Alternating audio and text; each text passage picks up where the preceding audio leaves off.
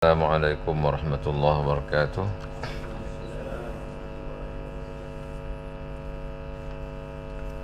Bismillahirrahmanirrahim.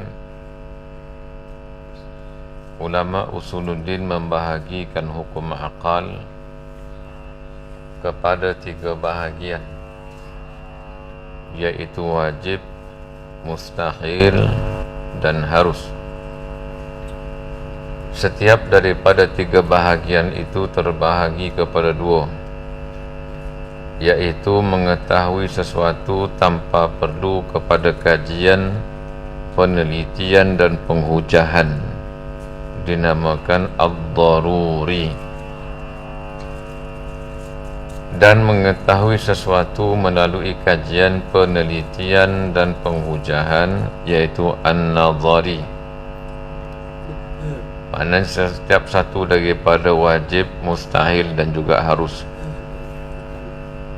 Baik, maka wajib itu dibahagikan kepada 2 bahagian.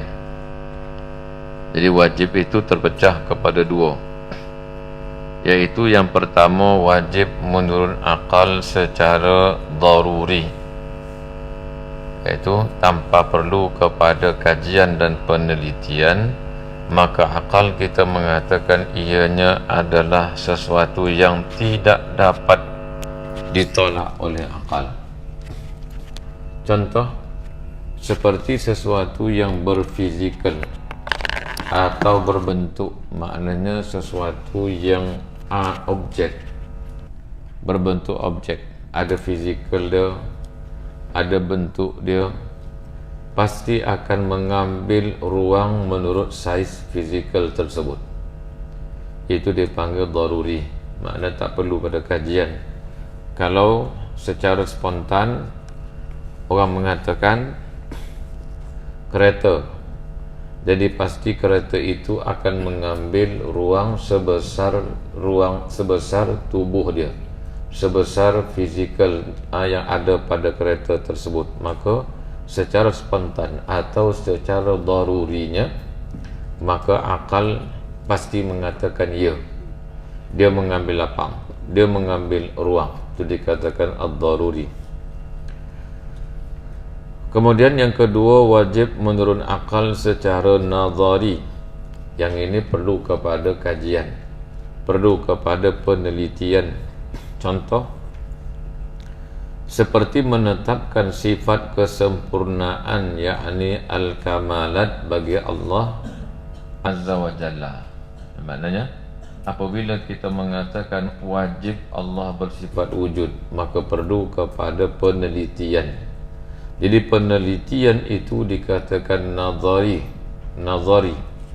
Tengok kepada alam, tengok kepada kesempurnaan ciptaan Tuhan, maka kita akan mendapati di situ ada dalil yang menunjukkan kesempurnaan bagi Tuhan yang mencipta. Maka itu perlu kepada pemerhatian. Baik, dalam pengajian ilmu usuluddin kita menamakan iaitu nazar. Tetapi dalam pengajian ilmu tasawuf dipanggil syuhud, yaitu penyaksian mata hati terhadap kesempurnaan af'al, asma, sifat dan zat. Tetapi dalam pengajian ilmu usul kita melihat alam yang ada ini natijahnya menunjukkan kepada kesempurnaan Allah. Maka perlu kepada pemerhatian, perlu kepada penilikan yang teliti, maka itu dikatakan an-nazari. Baik, kedua-dua bahagian ini perlu dipahami dengan baik, kerana ia adalah asas atau tunjang memahami dalil akal, iaitu dalil akli. Pahami dengan baik.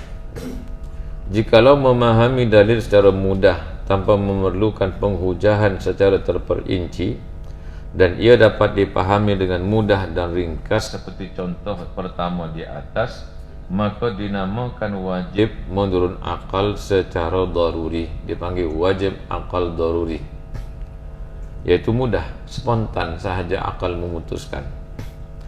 Namun wajib akal secara nazari pula sangat sukar untuk dicapai dengan menggunakan keupayaan akal, iaitu at-ta'aqqul oleh setiap orang, kerana ia memerlukan pemahaman yang lebih mendalam, seperti menggunakan kaedah gambaran pertama iaitu al-qadhiyatus sughra dan gambaran kedua al-qadhiyatul kubra. Kena dibuatkan jalan untuk mendapatkan natijah, yakni keputusan. Jadi itu perlu kepada nazar, perlu kepada pemerhatian. Baik, menjelaskan apa yang dimaksudkan di atas adalah seperti berikut. Contohnya begini, cara kita nak nazar.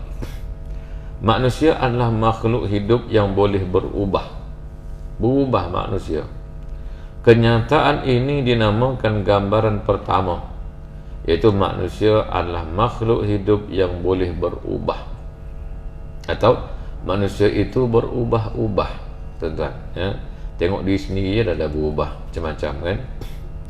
Setiap yang berubah itu adalah makhluk, pasti berubah itu adalah makhluk. Daripada muda menjadi tua, daripada kuat menjadi lemah, maka itu perubahan. Kalau dia berubah, artinya dia makhluk. Kenyataan ini pula, iaitu setiap yang berubah itu adalah makhluk, dinamakan gambaran yang kedua atau al-qadhiyatul kubra. Setelah dihapuskan penyataan berulang, dipanggil had wasatnya dibuang. Ada yang berulang. Itu apa dia? Manusia adalah makhluk yang berubah. Setiap yang berubah adalah makhluk. Atau manusia itu berubah. Setiap yang berubah itu adalah makhluk, maka berubahnya berulang 2 kali. Maka yang berubah itu diulang 2 kali dipanggil had wasat, yang pertengahan. Baik, maka dihapuskan penyataan berulang, dibuang. Lalu kedua-dua gambaran tersebut digabungkan, maka ia menghasilkan satu keputusan atau natijah, iaitu manusia adalah makhluk. Alam ini berubah-ubah. Setiap yang berubah-ubah itu adalah makhluk, maka alam ini adalah makhluk. Yang berubah-ubah itu dibuang.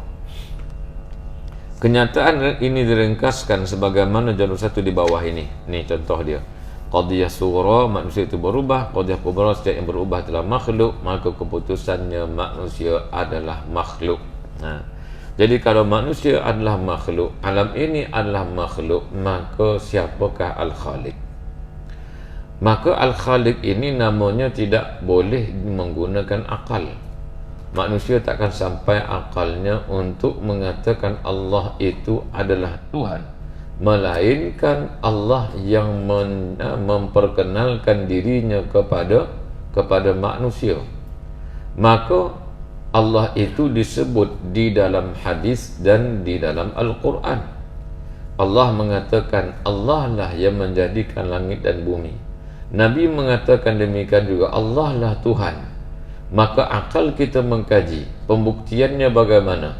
Manusia ini berubah-ubah. Setiap berubah-ubah itu adalah makhluk, maka manusia adalah makhluk. Maka Khalik yang menciptanya adalah yang wajibul wujud, namanya adalah Allah. Baik. Kemudian ini tu dikatakan sebagai nazar atau wajib akal nazari, iaitu akal mengatakan ya, namun untuk mendapatkan pengakuan itu perlu kepada nazar, pemerhatian. Kalau tidak perlu kepada pemerhatian yang mudah sehingga akal dengan spontan mengatakan ya, itu dikatakan wajib akal daruri. Baik. Kemudian wal mustahilu ma la yutasawwar atau ma la yatasawwaru fil aqli wujuduhu. Dan yang mustahil itu adalah suatu perkara yang tidak dapat digambarkan pada akal kewujudannya. Artinya pasti tidak. Pasti tidak. Yang wajib dikatakan pasti ya. Kalau mustahil pasti tidak. Makna tidak boleh diterima akal kewujudannya. Adanya itu adalah satu perkara yang tidak dapat diterima oleh akal. Itu namanya mustahil akli. Baik, keterangan. Berdasarkan kenyataan di atas, Al-Imam Sanusi menjelaskan definisi sifat mustahil. Artinya, akal yang sihat tidak dapat menerima kewujudan sesuatu perkara. Dan satu perkara yang tidak dapat terima akal kewujudannya itulah dikatakan mustahil karena bersifat dengan istihalah. Baik. Dalam arti kata yang lain, sesuatu yang mustahil itu tidak wujud sama sekali. Dia tidak akan ada. Contoh, seperti setiap objek yang wujud di keliling kita tidak mengambil ruang. Itu mustahil pada akal. Secara spontan kita kata tak logik. Kalau seandainya sesuatu yang wujud, yang berbentuk makhluk, dia tidak mengambil ruang, dia mesti mengambil ruang. Baik. Secara logiknya adalah mustahil objek yang wujud itu tidak mengambil ruang. Bahkan sepatutnya ia mengambil ruang mengikut saiz objek tersebut. Ya, mengambil lapang itu adalah wajib akli. Tidak mengambil lapang itu adalah mustahil akli. Baik. Sebagai contoh, dalam sebuah rumah yang kosong tanpa sebarang perabot mempunyai ruang yang luas. Apabila dimasukkan perabot ke dalam rumah berkenaan, maka ruang menjadi sempit kerana telah diisi oleh perabot. Ini membuktikan setiap objek mengambil ruang. Justru fahaman yang mengatakan sebaliknya, iaitu objek tidak mengambil ruang, adalah suatu yang mustahil dan ia tidak dapat diterima oleh akal sama sekali. Itu makna mustahil akli tadi. Berdasarkan contoh yang terdahulu, mustahil pada akal tersebut juga dapat kita terapkan dalam disiplin pengajian ilmu usuluddin. Sebagai contoh, menetapkan Allah itu memiliki anak adalah perkara yang tidak dapat diterima akal sama sekali. Nah, ini adalah mustahil bagi Allah memiliki anak, karena memiliki anak tersebutlah satu daripada ciri-ciri makhluk. Yang ada anak tu makhluk. Kenapa manusia perlu kepada anak?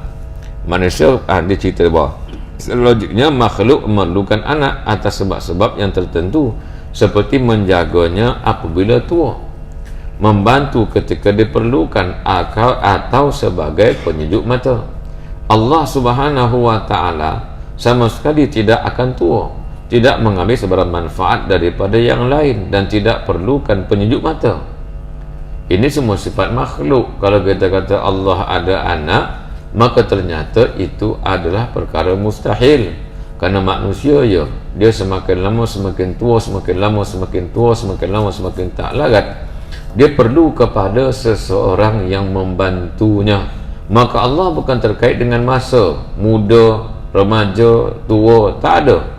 Dan Allah tidak perlu kepada anak tersebut untuk membantu Allah. Allah tak perlu kepada anak, kerana Allah bukannya seperti makhluk yang ada tua, muda dan sebagainya.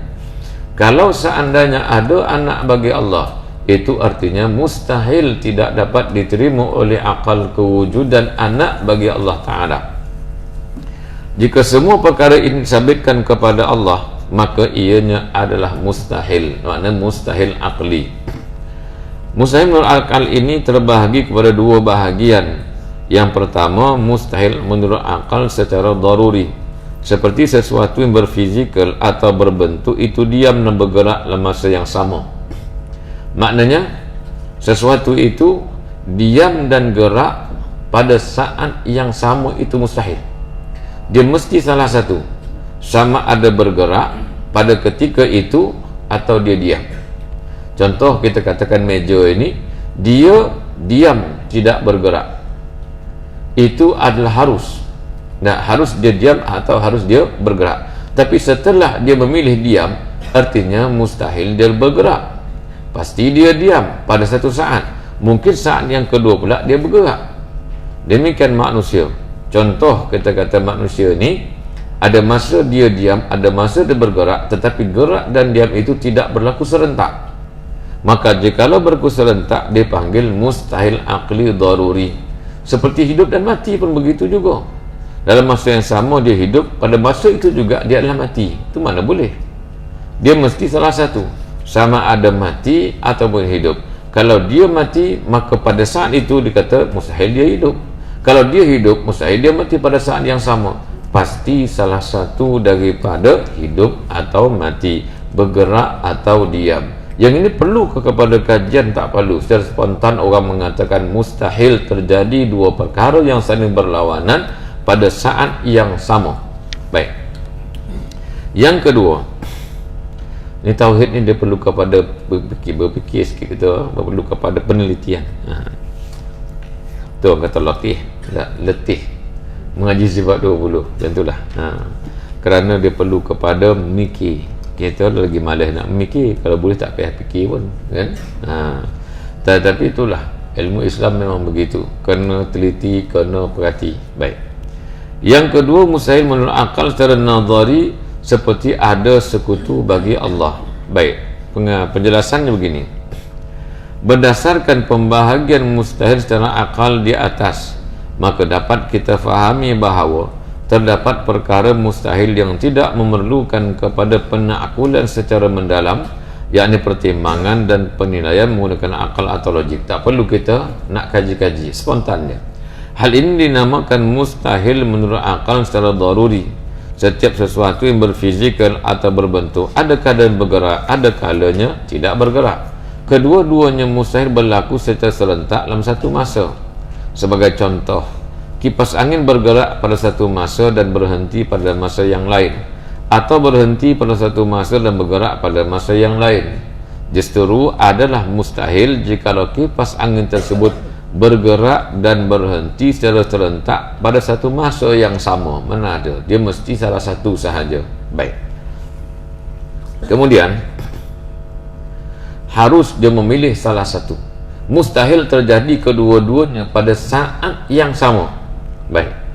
Kemudian mustahil menurut akal secara nazari, memerlukan penaklukan secara terperinci dan mendalam. Hal ini kerana perincian terhadap perkara mustahil bagi Allah adalah sukar untuk kita sabitkan, melainkan setelah kita gambarkan masalahnya. Maknanya sebelum nak buat satu keputusan, perlu kita tasawurkan dahulu. Baik, itu kaedah mengatakan al-hukmu ala syai' far'un an tasawwuri. Memutuskan sesuatu terhadap satu perkara itu adalah sebahagian daripada mentasawurkan perkara tersebut. Maknanya apa dia? Kena kita tasawurkan apa masalahnya, bagaimana gambaran masalahnya. Itu dikatakan nazari. Perlu kita tahu dulu, perlu kita ta'akulkan dulu, perlu kita kaji dulu. Itu dikatakan nazari. Setelah kita nak memustahilkan sesuatu, bukan secara spontan, dipanggil mustahil daruri. Baik, contoh, sekutu bagi Allah adalah suatu simbol kelemahan. Maknanya ada kawan-kawan tu lemah, sedangkan tanpa sekutu adalah simbol kekuatan. Sebaliknya makhluk pula memandang bahawa semakin ramai sekutu, semakin kuat seseorang tersebut. Terbalik manusia, kalau dia seorang-seorang, orang tak boleh kata dia kuat. Tapi kalau dia ramai, dia nampak hebat. Allah kalau ramai, tak nampak hebat. Kalau Allah itu tunggal, itulah yang hebat. Baik. Bahkan keseorangan tanpa sekutu itu adalah simbol kelemahan.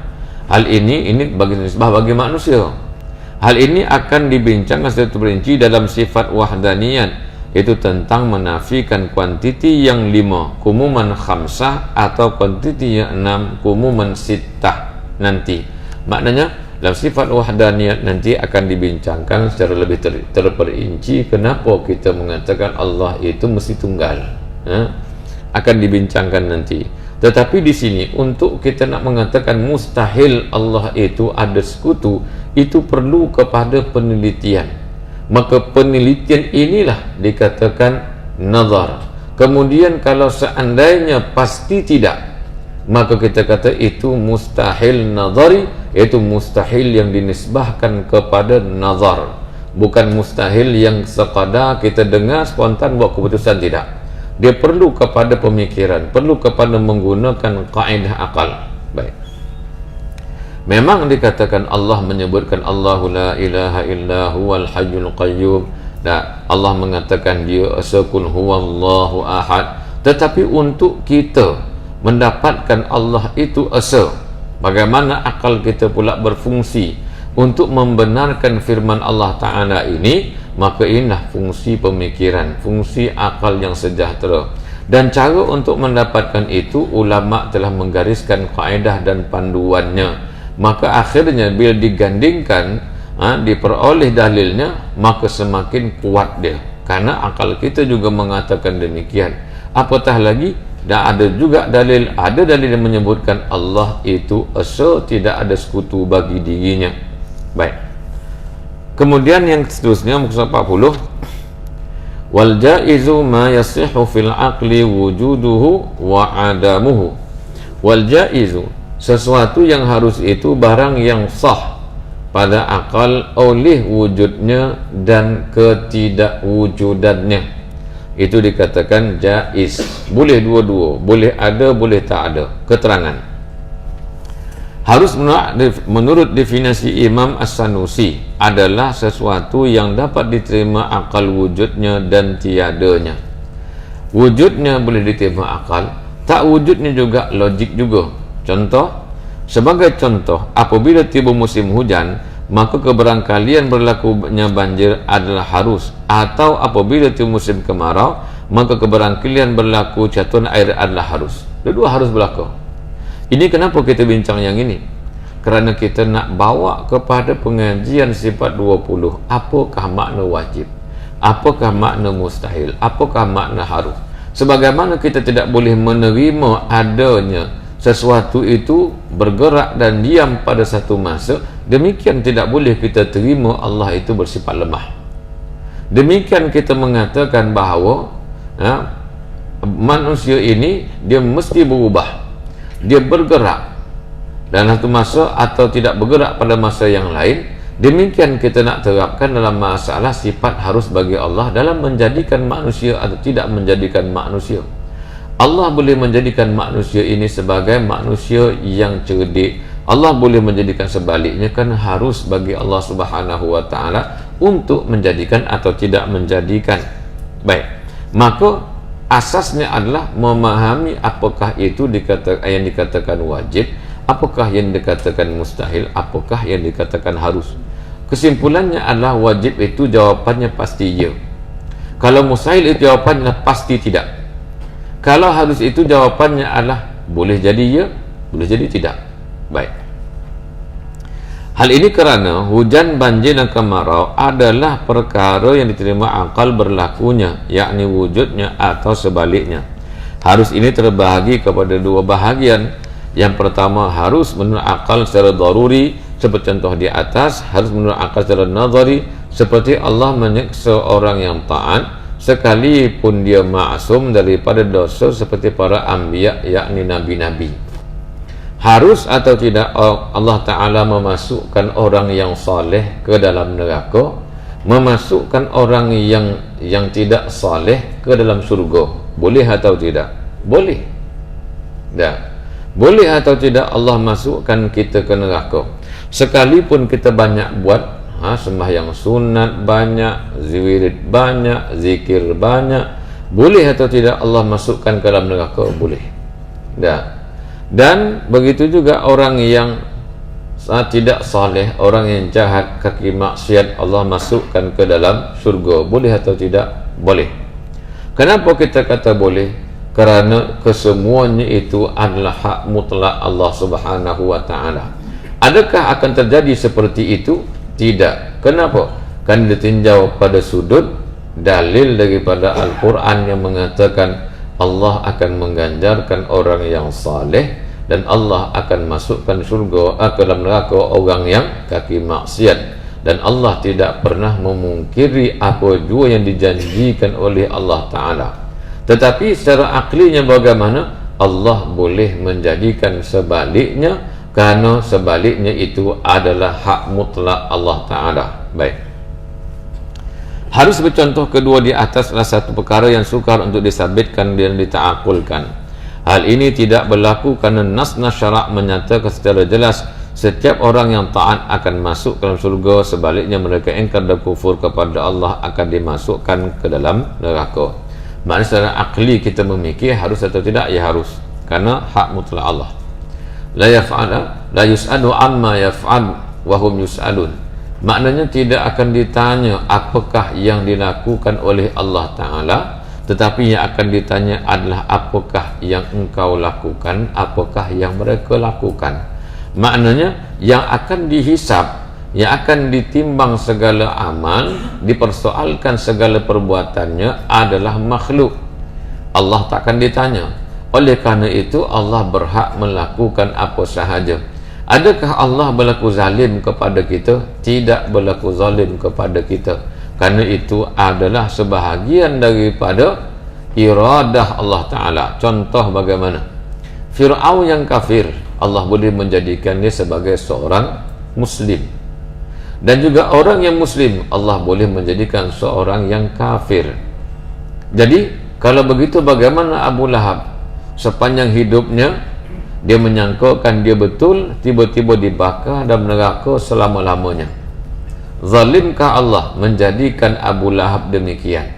Demikian juga Muslim, Allah Ta'ala jadikan dia saleh, Allah Ta'ala jadikan dia orang kaki ibadat. Adakah Allah menzalimi orang lain dan juga Allah menguntungkan seseorang ini? Tidak.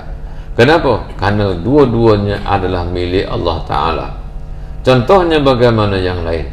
Contoh, kita ada pakaian kita. Pakaian kita banyak. Kalau kita adil, pakai semua sekali lah. Segala baju yang ada dalam pakaian lemari kita tu, pakai bawa pergi kursus. Tuan-tuan, macam apa? Seluar 5 lapis. Nah, spenda aja 10 lapis. Kemudian lagi baju dalam selagi ada pakai. Orang tanya kenapa pakai semua? Supaya adil. Tanpa buat sebarang pilihan. Saya akan pakai kesemuanya. Kenapa kita pilih yang ini, tak pakai baju yang lain? Karena baju itu milik kita, sepati kita, dan nak pilih yang mana satu? Zalimkah kita memakai pakaian ini dan meninggalkan pakaian yang lain? Tak zalim. Supaya juga ayam yang ada di rumah kita. Lah, ayam di rumah kita tu 10 ekor katakan, kita sembelih ke suku kita. Kita sembelih dia ni, okey, sembelih dia ni. Nak sembelih yang ini, kita sembelih yang ini. Kenapa boleh kita memilih demikian? Patut sembelih semua sekali. Atau tak payah sembelih seekor pun. Kalau sembelih yang seekor, maknanya 9 ekor lagi dia selamat. Yang ini tak selamat. Zalim kita kerana menyembelih seekor ayam. Tapi oleh kerana dipandang pada sudut ayam itu milik kita, maka boleh kita menyembelih, tidak dikatakan kita zalim. Demikian kita ni adalah milik Allah Ta'ala. Allah boleh tentukan yang ini orang saleh, ini orang tidak saleh, ini ahli neraka, ini ahli syurga. Itu adalah keputusan yang datang daripada Allah. Dan ini akan dibahaskan dalam masalah iradah, kudrah, iradah. Kudrah iradah terkait dalam masalah qada dan qadar. Bagaimana Allah menentukan, dan bila Allah menentukan pasti tidak akan berubah ketentuan daripada Allah Ta'ala. Orang kata boleh ke berubah takdir? Tidak berubah takdir. Takdir tetap seperti itu. Kalau berlaku perubahan, artinya Allah ada sifat jahil. Sebab tak tahu apa yang akan berlaku bersimpulan. Rupa-rupa simpulan ini akan jadi macam ini setelah dia bermohon kepada Allah. Walhal Allah tahu setiap saat, sehingga nafas ahli syurga yang belum ada ni pun Allah Ta'ala tahu berapa banyak nafas ahli syurga. Apatah lagi kehidupan manusia yang memang segala-galanya dita'aluk oleh sifat ilmu Allah Ta'ala dan dita'aluk oleh sifat iradan Allah Ta'ala. Maka apabila Allah mengkehendaki, kemudian pula Allah mengetahuinya, akan terjadi sebagaimana pengetahuan Allah dan kehendak Allah. Jadi kita kata kita banyak doa lah. Kita baca doa minta kepada Allah Ta'ala. Adakah mengubah takdir yang ada? Tidak akan berubah. Kerana berdoa itu pun sebahagian daripada takdir Allah Ta'ala. Allah mengkehendaki dia minta, Allah Ta'ala mengkehendaki dia memohon kepada Allah. Allah mengetahui yang dia minta, Allah tahu apa yang terjadi pada diri dia. Kalaulah kita minta itu menyebabkan berubahnya, atau kita usaha menyebabkan berubahnya takdir, maka kenapa masih ada orang berusaha tetapi tidak dapat mengubah takdir dirinya, masih gagal juga. Contoh kita masa kita belajar dulu, tentulah dah study bukan main, tiba-tiba melingkup, macam tu juga kan. Kadang-kadang kita tak study pun tapi cemerlang pula. Kalaulah kita menentukan takdir diri kita, tidak ada seorang pun akan mati, tak ada seorang pun akan sakit, kesemuanya sehat belaka. Usaha sehat. Kenapa bila kita nak sesuatu berlaku sebaliknya? Kerana ada kehendak lain sudah mengatasi kehendak kita. Kehendak siapa? Pasti kehendak Allah. Baik, demikian bila kita membahaskan berkenaan dengan masalah harus ini. Kerana harus tadi terjadi kepada kita tempat zahirnya sifat harus tersebut, maka segala yang terjadi itu adalah pilihan yang datang daripada Allah. Baik. Kemudian, jikalau kita melakukan penaakulan secara teliti tentang perkara ini, maka kita akan mendapati bahawa perkara tersebutlah harus pada akal. Kerana Allah Azza wa Jalla berhak melakukan sedemikian terhadap segala ciptaannya. Namun perkara demikian tidak akan berlaku sama sekali kerana Allah telah berjanji akan memberikan ganjaran syurga kepada hambanya yang saleh dan balasan neraka terhadap hambanya yang ingkar. Sedangkan para nabi adalah makhluk Allah yang paling saleh serta terpelihara daripada sebarang dosa dan maksiat. Hal ini bertepatan dengan firman Allah Ta'ala, innallaha la yukhliful mi'ad. Artinya, sesungguhnya Allah itu tidak akan melanggar atau menyalahi janji-janji Allah. Kalau Allah menjanjikan ini, pasti itulah yang akan terjadi, ya. Tetapi pada sudut akal kita mengatakan bahawasanya harus sahaja. Kenapa? Karena semuanya adalah hak mutlak Allah Ta'ala. Perhatian, setelah kita mengetahui hukum akal dan pembahagian secara terinci, mungkin timbul persoalan dan fikiran setengah orang, apakah faedah kita mengetahui hukum akal? Adakah merosakkan akidah jikalau kita tidak mengetahuinya? Baik, faedah mengetahui hukum akal sangat banyak dan sangat penting. Antaranya adalah untuk menambahkan pemahaman kita terhadap ilmu tauhid, di samping membantu kita dalam menjalani kehidupan di dunia. Baik, ini tentuan, ya. Kenapa pula sebutkan yang ini? Yaitu apabila kita menyedari yang kita ini bersifat harus, dan apa juga ketentuan Allah kepada kita harus bagi Allah Ta'ala untuk menentukannya. Kenapa mesti kita tahu? Supaya nanti lahirlah sifat ridha. Yang ini perbahasannya adalah kelangsungan daripada perbahasan ilmu tauhid, dia akan masuk ke dalam perbahasan ilmu tasawuf. Orang kata sabar je lah, bahasa Inggeris bilang kita sabar je lah. Makna sabar dengan kita punya keadaan sekarang, kemungkinan kita tak berapa nak senang, kita tak berapa nak kaya, kita kena sabar. Bagaimana kita boleh sabar? Iaitu kita mengetahui bahawasanya kaya dan miskin itu adalah sebahagian daripada ketentuan Allah yang harus Allah Ta'ala menjadikan kita ini miskin atau kita kaya. Jadi di atas berpijak, di atas keyakinan inilah maka lahirlah sifat ridha kepada keputusan daripada Allah. Dan kalau seandainya kita seorang yang senang, maka kita akan syukur terhadap ketentuan daripada Allah. Apa kita tak dapat, kita redha. Apa yang kita tak boleh terima, sebenarnya yang kita sukar diterima, sabar di atas ketentuan tersebut. Maka sebab itu perkara harus ini pun dipahami dengan baik. Baik, dari sudut pemahaman ilmu tauhid, kita didedahkan dengan perkara-perkara luar biasa seperti irhas. Ini seperti mana sebelum Nabi dijadikan, dilantik menjadi Nabi, maka berlaku perkara yang di luar adat, iaitu yang luar biasa, dipanggil irhas.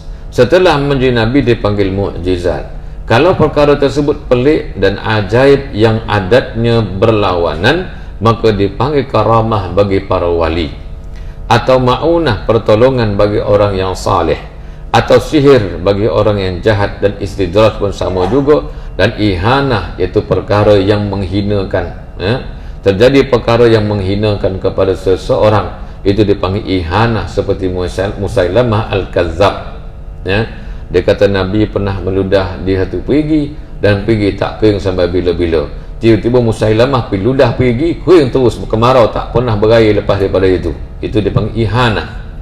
Orang sakit, ya, suruh usap-usap kepala, makin parah penyakit dia. Itu ihanah, penghinaan kepada orang seperti Musailamah Al-Kadzab. Baik.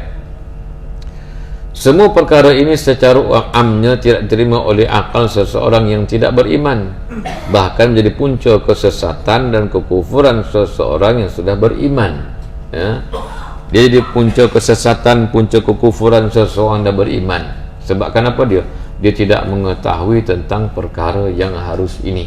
Nah, apabila kita mengetahui pembahagian hukum akal dan perbezaannya dengan hukum adat, kita mudah menerima perkara tersebut dengan mengkategorikannya kepada positif dan negatif yang harus menurut penaklukan akal.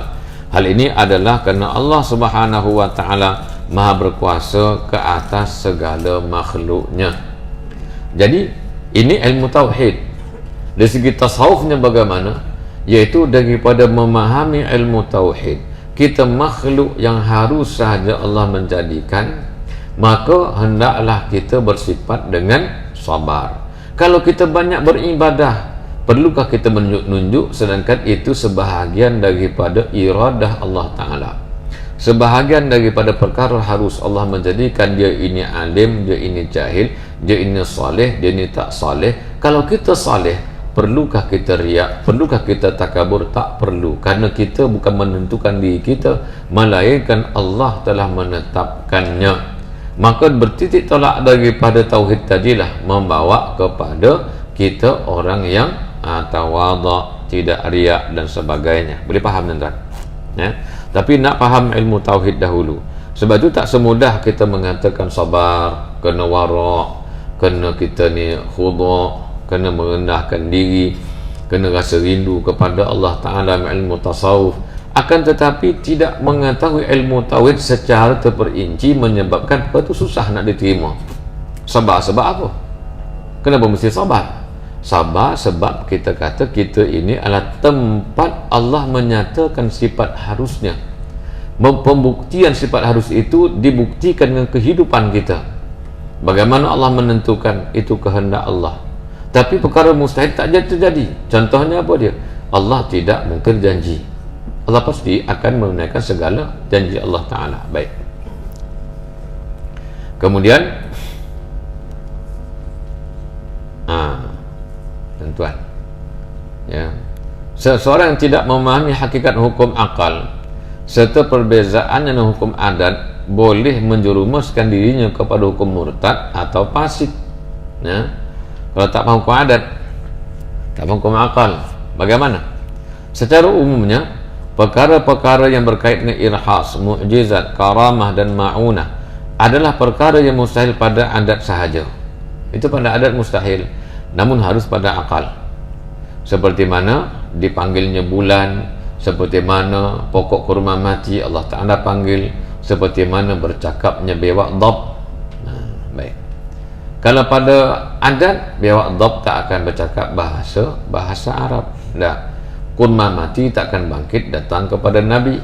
Bulan tak akan turun kepada Nabi dan Nabi balah. Itu pada adat mustahil. Daripada akal harus Allah Ta'ala menjadikan demikian. Kalau tak faham hukum akal dan hukum adat, bagaimana? Menafikan mukjizat yang berlaku kepada para Nabi dan akan menafikan karamah berlaku pada awliya, automatik menafikan kekuasaan Allah Subhanahu wa Ta'ala. Nah, itu dia pergi dia. Sebab itu boleh menjadi murtad atau menjadi fasik. Bagaimana dikerat leher Nabi Ismail tapi tidak ludah. Pada adat, parang yang tajam, pisau yang tajam dikerat pada leher tersebut, dia akan melukakan. Tapi oleh kerana sebahagian daripada mukjizat, maka tidak melukakan. Itu termasuk di dalam perkara harus bagi Allah Subhanahu wa Ta'ala. Kalau ada terjadi, kita katakan mustahil pada adat sahaja, tetapi harus pada akal terjadi demikian. Baik. Sesiapa yang mengatakan mustahil bahawa seseorang itu boleh berjalan dalam hujan tanpa basah walaupun tanpa menggunakan payung atau baju hujan, hukumnya dilihat dari dua sudut. Jika dia bermaksud mustahil pada adat, maka tidak merosakkan akidahnya. Dia kata itu mustahil pada adat sahaja, akidah tidak rosak. Sebaliknya, jika dia berkeyakinan mustahil perkara tersebut secara akal, maka hukumnya adalah haram serta merosakkan akidah. kerana dia menafikan kekuasaan Allah Subhanahu wa taala terhadap makhluknya. Menurut Tuan Guru Haji Abdul Aziz Al-Fatani, bahawasanya mengetahui hukum akal itu satu tangga bagi mengenal akidah dan teguh akidahnya. Justru ulama usuluddin menekankan agar perbahasan berkaitan hukum akal ini dipelajari secara berulang-ulang. Maknanya tuan-tuan mengajar ilmu tauhid, ulang-ulangkanlah hukum akal dan hukum adat, ya. Tapi kalau ulang-ulang kita ngajar salah pun tak guna juga, makin teruk orang ada lah. Kita pun tak faham hukum akal dan hukum adat. Jadi kena faham baik-baik hukum akal tadi dan hukum adat berbeza. Kadang-kadang mustahil pada adat tetapi harus pada akal. Baik. Malah janganlah kita merasa payah kerana kepayahan itu akan hilang disebabkan kita sudah biasa mendengarnya. Kesimpulan, secara keseluruhannya hukum akal terbahagi kepada 3 bahagian, iaitu wajib, mustahil dan harus. Setiap satu daripada pembahagian 3 hukum akal ini terbahagi kepada 6 bahagian, dengan setiap satu daripada bahagian tersebut terbahagi kepada 2 seperti gambar baca di bawah. Hukum akal pecah 3, wajib, mustahil, harus. Wajib pecah 2, daruri, nazari. Mustahil juga 2, daruri, nazari. Harus juga terpecah 2, iaitu nazari dan juga daruri. Baik. Kemudian bahagian yang kedua, 20 sifat yang wajib bagi Allah. Ini banyak juga ni. Ya. Ini berapa lama saya mengaji dulu kitab. Tuan-tuan boleh 1 hari je sampai sini. Baik. Tapi tak apa. Ini sekadar tuan-tuan dah tahu. Cuma kita nak mengulang-ulang je. Wa yajibu ala kulli mukallafin syar'an ay ya'rifa ma yajibu fi haqqi maulana jalla wa azza wa ma yastahil wa ma yajuzu wa kadza yajibu alaihi ay ya'rifa misla dzalika fi haqqir rusuli alaihi wassalatu wassalam. Baik. Sekarang ni kita dah tahu wajib tu terbahagi 3. Ada wajib pada syarak yang itu terkait dengan dosa dan pahala. Ada wajib pada akal, ada wajib pada adat. Ada wajib pada akal, ada wajib pada adat. Oleh kerana terkait dengan dosa dan pahala, itu tidak dibincangkan di dalam ilmu tauhid. Contoh, Allah itu wajib ada. Kalau Allah tak ada, Allah berdosa ke tak berdosa? Yang itu tak kena kalau wajib itu. Itu wajib pada syarak. Maka perbahasan wajib syarak itu kita ketepikan. Ada 2 sahaja. Wajib pada akal dan wajib pada adat. Kalau kita kata Allah itu ada secara adat ke ada secara akal, maka itu juga tertolak adat. Adat ni kebiasaan, tak kita bincangkan. Yang kita bincangkanlah wajib pada akal. Maknanya akal yang ada pada makhluk tidak akan dapat menerima sama sekali Allah tidak wujud. Baru itu yang kita bahaskan. Baik.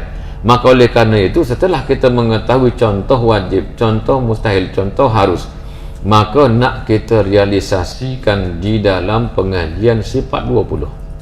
Untuk kita katakan 20 sifat yang wajib, maknanya 20 sifat ini pasti ada pada Allah.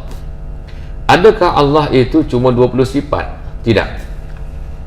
Segala sifat kesempurnaan itu ada pada Allah Subhanahu wa taala. Jadi sifatnya 20 saja, tidak 20. Segala sifat, kullu kamalin yaliqu bihi subhanahu. Segala sifat kesempurnaan yang layak bagi Allah. Berapa? Tidak terkira banyaknya sifat kesempurnaan tersebut. Asalkan kesempurnaan itulah sifat bagi Allah. Baik. Tetapi 20 ni apa dia? 20 ni adalah sifat yang wajib kita belajar, yang wajib kita tahu. Artinya 20 sifat ini sudah memadai. Ada orang kata, dia kata Allah 20 sifat. Dia kalau ngaji sifat 20, Allah 20 sifat ya. Itu sebenarnya perkataan yang keluar daripada hati orang yang dengki dan hasad. Kita tak kata 20, tetapi kita kata 20 itu sudah memadai untuk makrifat kepada Allah. Kalaulah kita senaraikan segala sifat yang ada, maka tak terbelajar tuan-tuan. 20 pun tak faham-faham. Kalau kita buat sifat 100 macam mana? Lagi susah. Dah. Habis tu sifat nak kita masukkan. Jadi ulama kita cerdik. Dia ambil 20 sahaja. Cukup dah ni. Untuk orang yang pertengahan, orang yang baru nak mula belajar, orang yang dah memang alim, 20 sudah memadai. Dengan 20 ini akan bergerak seseorang itu mendalami ilmu tasawuf pula. Tetapi kalau 20 ni pun tak lancar, 20 ni pun tak faham tuan-tuan, macam mana nak ditambah sampai sifat 30? Kalau ada orang kata saya belajar sifat 30, baru dah sifat 100 pun tak apa. Tapi yang 20 ni pun tak faham, macam mana kita nak kata sifat lebih banyak daripada itu. Pembahagian dia 4 ya. Nafsiyah, salbiyah, ma'ani, ma'nawiyah.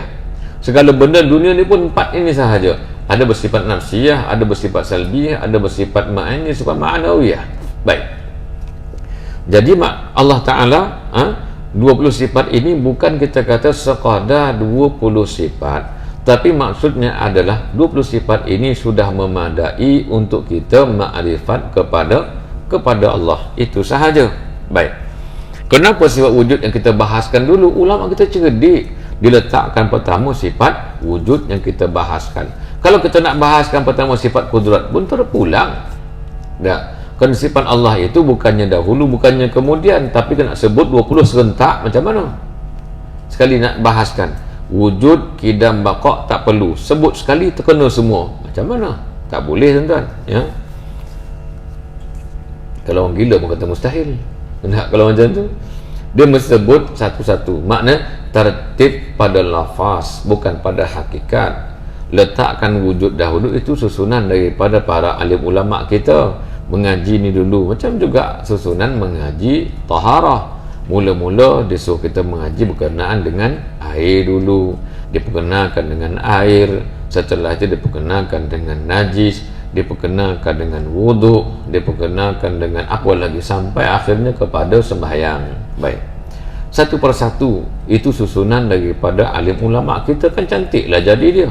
Baik, demikian sifat 20 ulama kita menyusun. Yang pertama, perbahasannya berkaitan dengan sifat nafsiyah. Kena bahaskan dulu, ada ke tak ada. Kan pelik kalau pergi meminang anak orang, ceritalah pasal macam-macam, cerdik lah, pandai lah, berhias rajin, ada ke tak ada? Tak ada. Sia perbahasannya tu. Pergi minang, tanya dia, macam mana tuan? Dia kata cerdik. Kemudian lagi, anak saya cerdik, dia cantik, dia rajin, pandai masak. Mana anak tuan? Tak ada. Buang masa. Jadi bahas dulu, ada ke tak ada anak? Ada anak, baru boleh pergi rumah dia, baru boleh kita bincang yang lain. Baik, jadi susunan begitu juga. Pastikan wujud dulu, baru kita nak bincangkan wujud yang macam mana. Ada awal wujud tak? Seperti mana makhluk? Ada tak akhir wujud seperti mana makhluk? Sama ke dengan wujud makhluk? Allah Ta'ala itu adakah qiyamu binafsi atau qiyamu bin ghairi?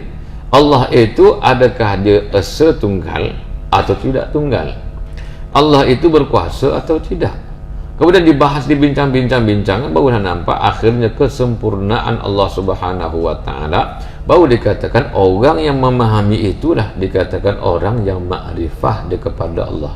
Baik, tidak sekadar menyebutkan, pasti kena tahukan apakah dalilnya menunjukkan Allah itu wujud, Allah itu qidam, Allah itu baqa'. Maka sempurnalah dikatakan ma'rifatullah menurut ilmu usuluddin. Baik,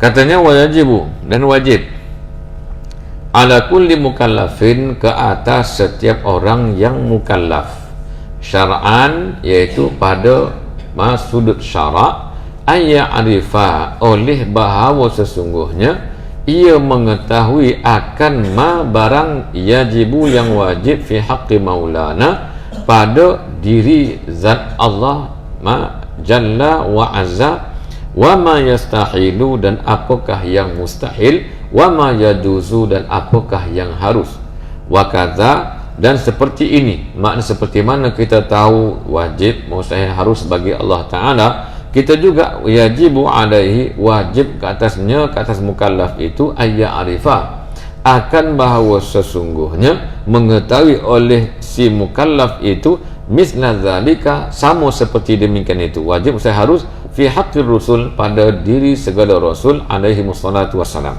Kena tahu. Baik, keterangan Terdapat beberapa istilah dalam kenyataan di atas yang perlu dijelaskan. Antaranya adalah perkataan mukallaf, wajib syara' dan perkataan seumpama, misla zalik. Ini merujuk kepada matan tadi. Dalam matan ini kata ada tiga perkara penting. Yang pertama, siapakah mukallaf? Yang kedua, apakah wajib syara'?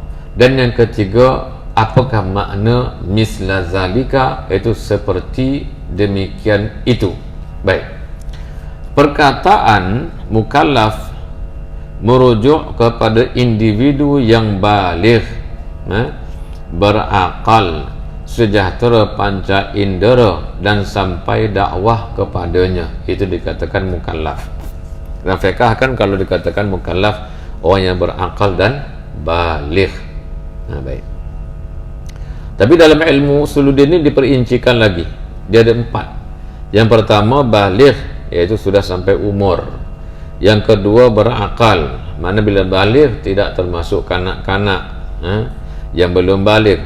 Berakal maka tidak masuk orang gila. Sejahtera panca indera tidak masuk orang yang cacat panca indera. Dan sampai dakwah kepadanya tidak termasuk orang tak sampai dakwah kepadanya, maka tidak dikatakan mukallaf. Baik, dalam kitab Ad-Dusuqi ada dibincangkan, ya, muka surat 52.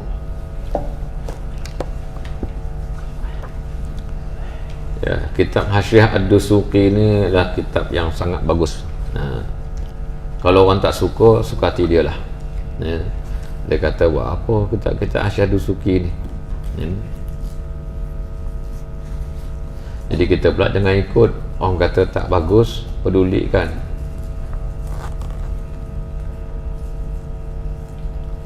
Baik, mukallaf tu apa dia? Dia kata di sini, kata Imam As-Sanusi. Dia kata, Imam As-Sanusi kata, kullu mukallafin wa huwal balighul aqilu. Mukallaf itu adalah orang yang baligh dan orang yang sudah berakal. Itu makna mukallaf, kata Imam Sanusi. Baik. Jadi apa kata Imam Ad-Dusuqi? Ad-Dusuqi mengatakan baligh dan berakal. Dia kata hadza zahirun fin nau'il insani. Bermula ini iaitu baligh dan berakal. Dua perkara ni. Baligh, berakal adalah zahir, sesuatu yang zahir, yang jelas terjadi fin nau'il insani, iaitu pada pecahan manusia. Maknanya kalau dia manusia itu baligh, berakal tu biasa. Tak baligh, berakal tu biasa. Baligh tak berakal pun biasa. Tak baligh tak berakal pun biasa. Baligh berakal pun biasa. Itu naul insani. Dunal jinni wal malaikah. Tidak jin dan juga malaikat. Malaikat tidak ada istilah baligh, tidak ada istilah berakal bagi jin dan juga malaikat. Apakah dia kata munasabahnya? Li'annal jinna mukallafuna bil ijma'i min aslil khalqah. Dia kata bahawasanya jin itu sesungguhnya kerana ilahnya, kan sebabnya dia tidak termasuk akil baligh kepada jin. Tak. Jin ni tuan-tuan, dia ramai tak? Dia ramai. Maknanya setiap ruang ada jin. Orang kata rumah ni banyak jin. Tak payah rumah ni tuan-tuan, dalam ni pun ada jin, kan? Dia kata teruklah rumah kawan tu, jin banyak lah ke rumah dia, habis dalam rumah dia tak ada. Dalam rumah siapa pun ada jin, cuma mengganggu atau tidak mengganggu sahaja. Tu orang pandai jin ni boleh cerita lah, ya. Dulu saya ingat kisah tuan guru saya cerita semasa beliau mengaji di Makkah. Mengaji di Makkah dengan Sayyid Alawi Al-Maliki. Syekh Alawi Maliki satu hari dia kata ayah kepada Sayyid Muhammad Al-Maliki, atuk kepada Sayyid Ahmad Al-Maliki. Baik. Dia kata dia mengaji, satu hari datang Sayyid Alawi. Dia kata, siapakah di antara kamu yang bunuh jin? Dia kata tak ada, kita tak bunuh jin pun. Mana dia bunuh jin? Dia kata ada satu jin datang mengatakan pelajar-pelajar dia telah membunuh anak dia. Dia kata tak ada. Kalau ada pun ular yang kita bunuh. Ular itulah anak jin tersebut. Ya, ular jin kalau menjelma menjadi satu yang dapat dilihat seperti binatang dan sebagainya, dibunuh maka dia mati. Jadi anak jin ni main-main menjelma menjadi ular. Dia panjat pagar, tiba-tiba datang satu kawan, dia pergi bunuh ular tersebut, maka mengamuklah mak dia. Maka Syekh Alawi kata, dia berunding, dia kata kepada jin tersebut, dia kata salah anak kamu. Salah anak kamu. Kenapa jadi ular? Jadi orang ingat dia ular, maka orang bunuh, maka dia mati. Jadi dia kata lepas daripada ni nak bunuh pun, maknanya suruh dia pergi dulu. Kalau tak pergi bunuh, itu salah dia. Baik. Satu masa guru saya juga ketika dia mengambil sanad dengan Syekh Yasin Al-Madani, ambil sanad, dia bawa kertas minta Syekh Yasin tuliskan sanad. Bawa kertas, dia kata Syekh Yasin nak apa? Dia kata nak sanad ijazah. Kemudian Syekh Yasin kata letakkan kertas sebelah ni, letak sini kertas. Kemudian bila letak kertas, tak lama kertas tu hilang. Tanya kepada Syekh Yasin, dia kata kertas tu hilang. Syekh Yasin pandang sebelah, dia kata ya Allah, itla'fu. Dia kata itla'fu tu apa dia? Pindah atas. Setelah dia kata itla'fu, baru nampak kertas dia ada. Tanya Syekh Yasin, kenapa kertas dia hilang? Dia kata tadi jin datang duduk di atas kertas tersebut, disangkakannya ada pengajian. Karena dia datang mengaji dengan aku. Bila nampak orang ramai, dia ingat ada pengajian, padahal kawan datang nak ambil sanad. Maka ketika letak kertas tadi, jin tu duduk di atas kertas. Maka saya suruh dia naik ke atas, kerana pengajian depan ni di atas. Tu jin. Maknanya kalau tuan-tuan mengaji, jin tu ada. Tak mengaji, jin tu pun ada. Duduk dalam masjid, jin pun ada. Duduk dalam masjid pun, jin ada. Tak payahlah kita beria mengatakan dalam rumah jin banyak. Padahal sebelah kita juga ada jin. Dia pun pelik. Banyak apa semua tu? Dia banyak. Baik. Tapi kita pula janganlah asalkan sakit jin. Kawan ni pula tak tahu cerita apa-apa. Dan lagi dia tuduh. Apa sakit? Sakit gigi. Ni jin. Kawan tu dengar aja, aku asam tu. Asal sakit aku. Yang kau tak jaga kesihatan, aku juga yang salah. Baik. Kerana sesungguhnya jin itu mukallafuna, dipertanggungjawabkan dengan taklif, taklif syarak bil ijma', hal keadaannya dengan ijma' min asl khalqah, daripada asal kejadian. Makna jadi dia, maka datanglah taklif kepada para jin. Manusia tak jadi sahaja, tunggu dulu sampai dia balik, sampai dia berakal. Tak berakal tidak memadai lagi, tak balik. Setelah balik barulah ditaklifkan dengan pertanggungjawaban syarak. Baik. Kemudian wa awwaluhum 'alal masyhur iblisu, maka permulaan mereka itu jin, menurut qaul yang masyhurnya adalah makhluk bernama iblis. Itu jin yang pertama dia kata.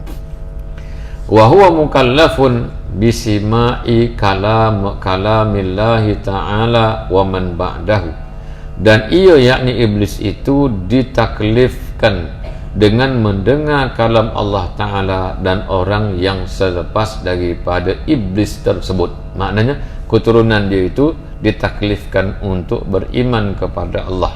Baik. Kemudian kalau malaikat, wa ammal malaikatu fa fi taklifihim khilafun masyhurun, dan adapun malaikat itu, maka di dalam mentaklifkan, mempertanggungjawabkan, memberatkan mereka dengan taklif syarak, itu adalah khilafun masyhur, satu perselisihan yang telah pun diketahui umum, adakah malaikat mukallaf ataupun tidak. Fa'alal qaul, dan berpijak di atas pendapat bitaklifihim, dengan mengatakan mereka itu mukallaf, fa mukallafuna min asl khalqa bisima'i kalamillahi ta'ala aw bi khalqin ilmin daruriyyin fihim aw bi lisani ba'dina ba'din wa tawaqqufut taklif ala irsalir rusul innama huwa bin nisbati li taklifil insi. Dia kata, adakah mereka diberatkan daripada asal kejadian yang mendengar kalam Allah, atau dijadikan satu ilmu yang tidak dapat ditolak spontan dia mengenal Allah Subhanahu wa taala pada ketika dia diciptakan, atau dengan diutuskan sebahagian malaikat kepada sebahagian yang lain, atau terhenti taklif itu setelah dibangkitkan para rasul, itu dinisbahkan cuma kepada pertanggungjawaban terhadap manusia, bukan kepada malaikat. Baik. Faqauluhu ta'ala, maka firman Allah Ta'ala, wa ma kunna mu'azzibina hatta nab'asa rasula, kami tidak akan mengazab sehingga dibangkitkan rasul, itu amun makhsus, itu adalah dalil bersifat umum yang ditakhsiskan. Maknanya hatta tadi, wa ma kunna mu'azzibina, dan tidaklah kami mengazab, hatta sehingga, maknanya ada takhsis di situ dalam tempat yang sama, satu ayat yang sama. Secara umumnya kami tidak akan mengazab, tapi kami akan azab apabila dibangkitkan rasul. Itu takhsisnya. Jadi panggil ayat ini amun makhsus, ayat umum yang ditakhsiskan dengan hatta tadi, ghayah dipanggil. Baik. Kemudian demikian dikatakan oleh Syekh Yasin Al-Alamah Yasin. Baik. Jadi perkataan syarak, nah ini yang kedua ni. Baik, saya baca sikit yang di dalam, yang kita punya buku ni. Perkataan mukallaf al-merujuk dari individu yang baligh berakal serta penjara dan sampai dakwah padanya. Dan berkata yang lain, seorang yang telah baligh namun tidak sempurna akal tidak dinamakan mukallaf. Dah baligh tapi akal tak sempurna, tidak dikatakan mukallaf. Begitu juga seorang yang sempurna akalnya namun belum baligh tidak juga dinamakan mukallaf. Sebab itu ada ulama nama Syekh Rifai, kan orang ngaji Mesir tahu, iaitu dia dimakamkan di Jabal Muqattam, umur 9 tahun wafat, meninggal dunia, bermain dengan budak-budak. Wallahu alam, ceritanya orang tanya kenapa tak semayang, dia kata belum balik lagi. Tetapi dia diperakukan oleh ulama Azhar pada zaman dia adalah seorang wali Allah yang sangat alim. Umur 9 tahun tapi kealimannya sangat luar biasa. Tapi dia wafat pada usia yang tak sampai balik lagi. Mana dia alim tapi belum balik, dia belum mukallaf lagi. Syekh Rifai di Mesir dia dimakamkan berdekatan dengan makam Ibnu Athaillah As-Sakandari. Baik. Kalau ada masa tuan pergi Mesir, pergi ziarah, kan? Pergi ziarah. Orang kata ziarah makam bid'ah tu. Tak. Kan duit kau pun, kan? Maknanya duit sendiri, takkan tu pun salah. Dan Nabi suruh kita menziarahi makam, menziarahi kubur. Dan ziarah sekadar ziarah, Nabi juga berziarah. Nabi ada waktu-waktu berziarah ke makam-makam para sahabat-sahabat dia. Baik. Tapi tak salah kita melakukan sesuatu yang mana mengundang fitnah bagi orang yang tak suka. Tak suka sudah, dan kita pun tak buka ruang untuk orang lain mengata kita. Cukuplah, jangan viral-viralkan lah. Pergi ziarah sahaja. Ni siap kita buat TikTok depan-depan ziarah makam. Lepas tu nanti orang akan tengok, orang akan mengata kita. Membuka ruang kepada orang mengata kita, itu tidak bagus. Nak jaga zannul mu'minin, sangkaan orang beriman terhadap kita tu kena jaga baik-baik. Dia buatnya lah video, dia bercakap di kubur. Walhal Nabi pernah buat ke? Nabi pernah buat. Dalam Quran menyebutkan, hal wajadtum ma wa'ada rabbukum haqqan, adakah engkau mendapati janji Tuhanmu kepadamu benar? Dalam Quran mengatakan demikian. Dan juga Nabi berkata kepada sahabat yang telah pun syahid. Sahabat bertanya lagi, adakah kan mereka sudah mati? Maknanya kalau kita buat juga pergi kubur makam para salihin, para awliya, kita kata, oh macam, apa khabar, sihat ke? Itu kita rakam pula. Orang kata tengok, dia cakap dengan orang mati dah. Dia kata ni adalah makam ni sesat belakang. Sebab dia menyembang dengan orang yang mati. Tanya nak khabar kawan tu. Tak payah buka ke arah itu. tak payah rakam-rakam, kita pergi je ziarah. Ya, ada lagi kenyataan dalam ilmu tasawuf lebih mendalam tentang kenapa perlu berziarah maqam. Sehingga Syekh Alim Mahmud dia karang satu kitab nama Irsyaduz Zuwar ila Jabal Muqattam, iaitu dia kata pimpinan atau tunjuk kepada para penziarah kepada Jabal Muqattam. Situ bersemadinya iaitu Syekh Ibnu Hisham. Tuan-tuan kaji Nahu kata Ibnu Hisham, dia dimakamkan di situ. Ibn Hajar Al-Asqalani dia dimakamkan di situ. Imam Syafi'i dimakamkan di situ. Syekhul Islam Zakaria Ansari dimakamkan di situ. Imam Lis dimakamkan di situ. Imam Syatibi dimakamkan di situ. Kamal bin Humam dimakamkan di situ. Ibnu Jamrah dimakamkan di situ. Ibnu Athaillah di situ. Imam Syatibi di situ. Banyak ulama. Sehingga dikatakan di situ Baqi' yang kedua. Wallahu alam. Ya. Karena apa? Itu terbersemadinya ulama-ulama besar dalam mazhab Syafi'i dan juga mazhab-mazhab yang lain di Jabal Muqattam. Baik, pergilah ziarah. Tengok bagaimana peninggalan Imam Bajuri, tuan-tuan. Imam Bajuri ni rupanya salah seorang daripada Syekhul Azhar Mesir. Tengok makam dia macam mana, orang tinggalkan makam dia. Ya. Baik, tak dibela dengan baik, walhal kitab yang ditinggalkan sangat-sangat hebat, ya, dan pelbagai bidang ilmu ditinggalkan. Ya. Baik, perkataan wajib syarak dan pernyataan tersebut merujuk kepada hukum wajib yang dipertanggungjawabkan terhadap mukallaf seperti bersolat, menunaikan zakat, puasa, mengerjakan haji dan sebagainya. Justru seseorang mukallaf dikira berdosa jikalau meninggalkan perintah yang dikategorikan sebagai wajib syarak. Sebagaimana belajar ilmu tauhid itu wajib pada syarak. Tak belajar berdosa bagi orang yang telah mukallaf. Orang yang sudah akil dan baligh tak belajar ilmu tauhid, satu dosa. Tak mengenal Allah Ta'ala, satu dosa. Ya, baik. Kerana ia wajib pada syarak.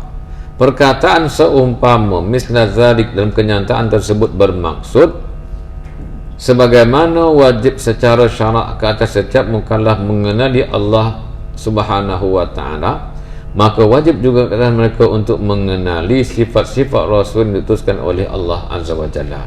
Kena tahu juga, tidak sekadar mengenal Allah, mesti juga mengenal Rasul yang diutuskan oleh Allah Subhanahu wa Ta'ala. Sifat-sifatnya kena tahu.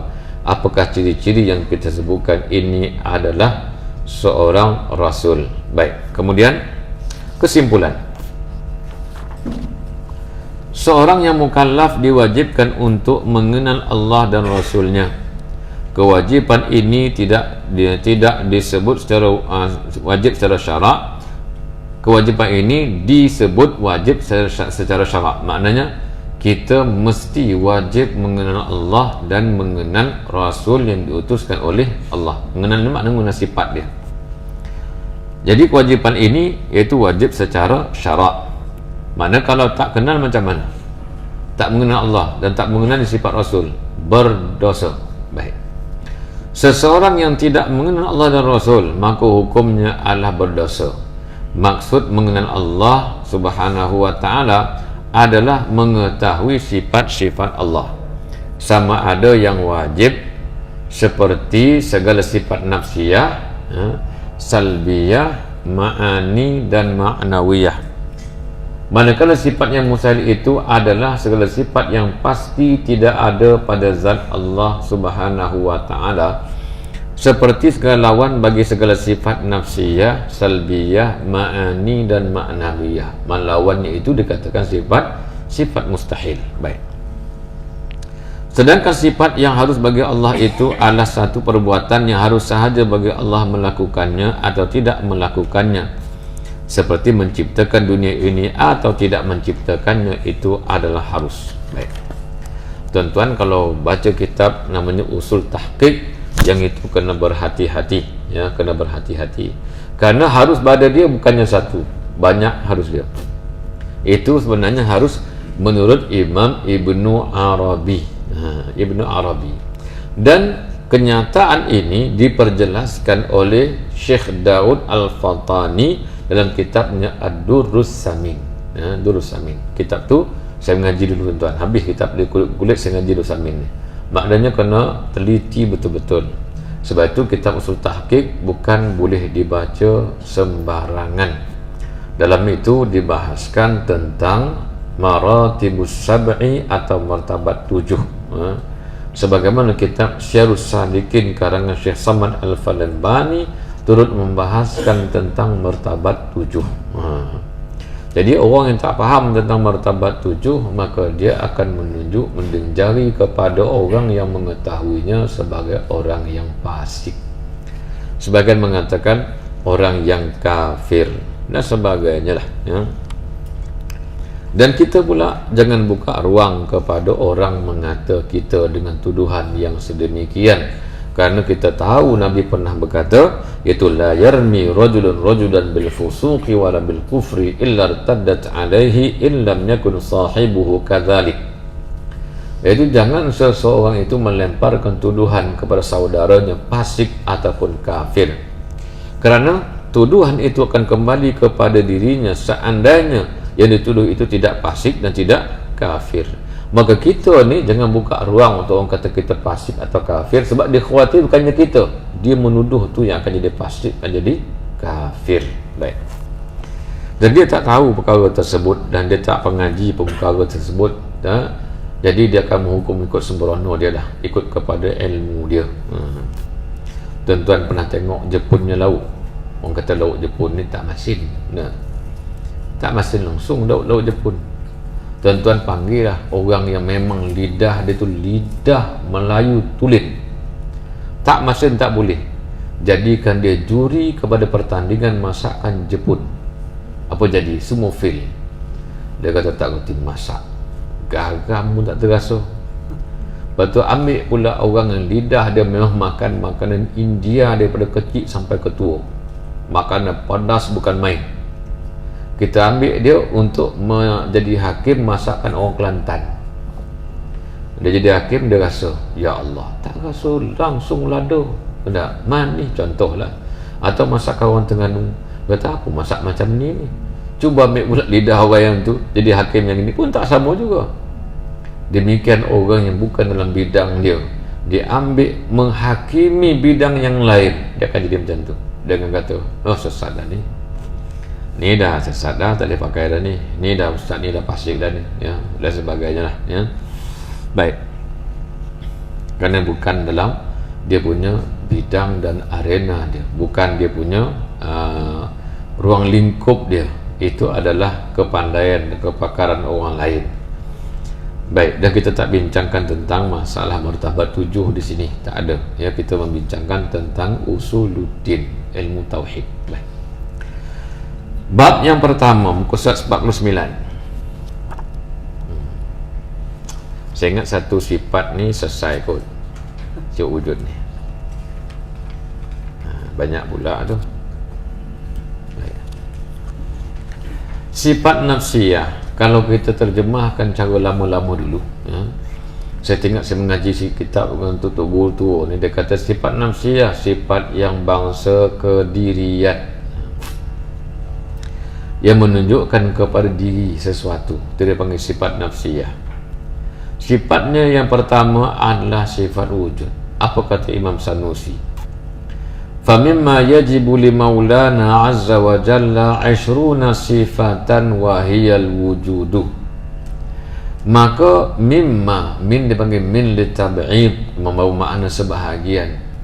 Maka sebahagian daripada barang yang wajib li maulana, bagi Tuhan kita, yakni Allah azza wa jalla, 20 sifatan, 20 nisbah sifat. Wahia, dan bermula ia, yakni 20 sifat itu, yang pertamanya adalah al-wujudu, iaitu wujud, keterangan.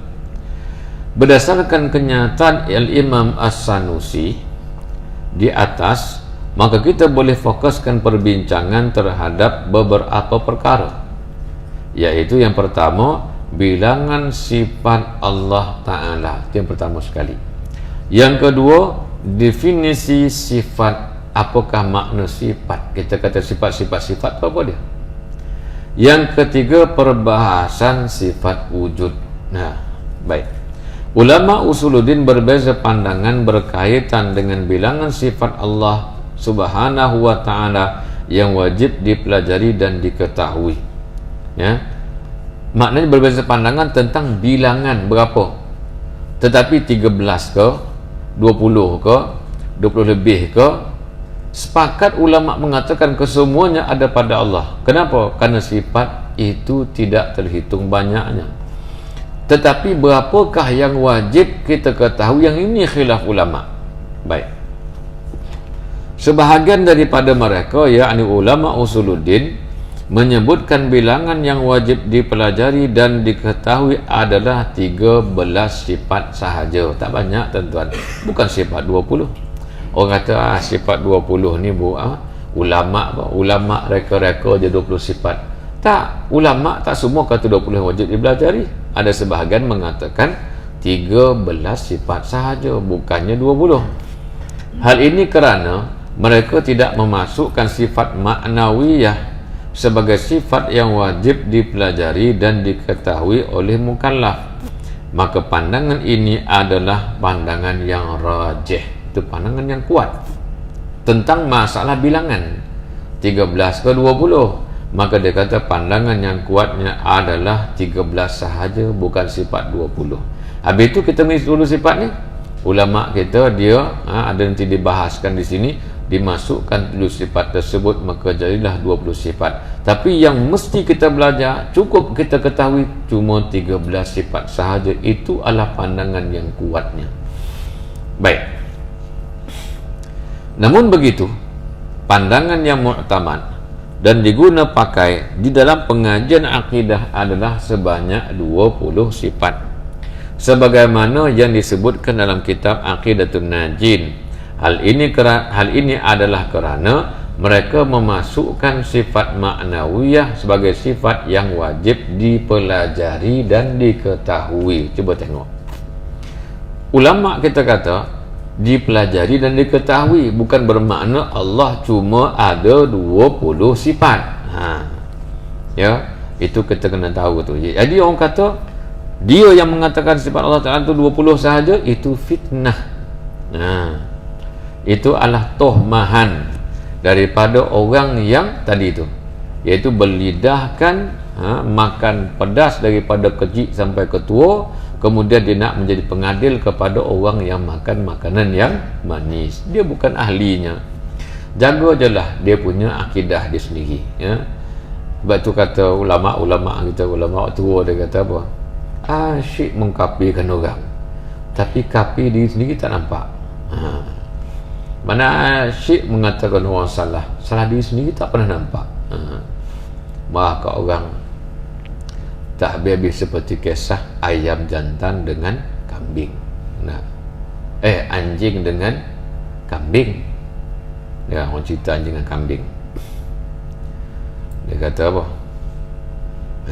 Kambing kata kepada anjing, tu kencing-kencing, angkat kaki kenapa? Dia kata kencing kan najis.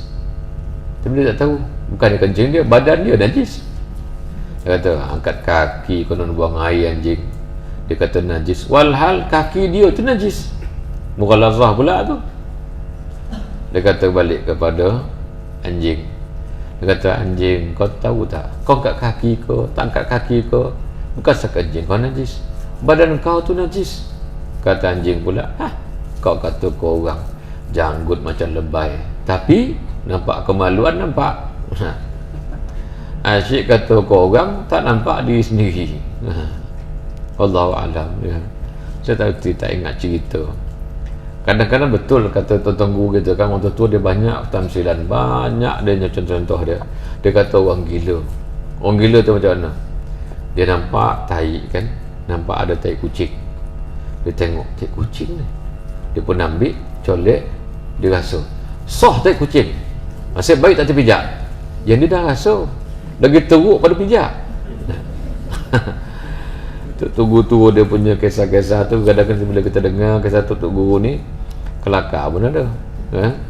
Dia kata kisah manusia tak nampak kesilapan diri sendiri. Dia nampak tik kucing, dia pergi rasa. Dia kata, soh tik kucing, nasib baik aku tak terpijak. Yang kau buat tu Bukan sekat pijak, rasa tai kucing lagi teruk daripada pijak. Dah. Dia kata kalau kita Tok Guru dia berkumpul ramai-ramai, ni cerita-cerita orang tua lah. Tok Guru tua dia cerita tengah-tengah mengajar nampak ngantuk, dia cerita dulu dia kata zaman dia mengaji dulu ada seorang Tok Guru yang muda. Tok Guru tua datang, Tok Guru tua datang ni hormat lah. Dia naik ke rumah, semua bangun. Tok Guru tua naik, dia seorang lagi, Tok Guru tua bangun. Datang Tok Guru yang muda, baru buka pondok, dia muda lagi, balik dari Mekah zaman dia lah, duduk sekali. Datang satu orang tanya, Tok Guru ada soalan lah. Dia kata, apa dia?